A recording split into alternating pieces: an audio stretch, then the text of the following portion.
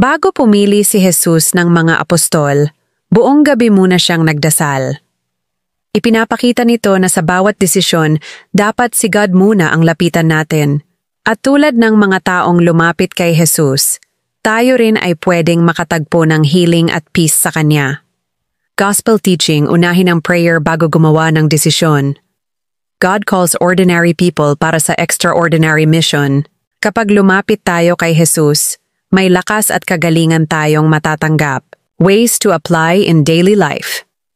Start with prayer. Kahit simpleng panalangin sa umaga bago magsimula ng araw. Discern with God. Kung may decisions, pause muna at dasal. Be available. Hayaan mong gamitin ka ni Lord para tumulong sa iba. Bring healing. Maging source ng kindness at encouragement sa paligid mo. Stay close to Jesus. Maglaan ng oras sa Kanya through prayer or pagbabasa ng gospel. Prayer, Lord Jesus, turuan mo akong unahin ang prayer bago gumawa ng desisyon.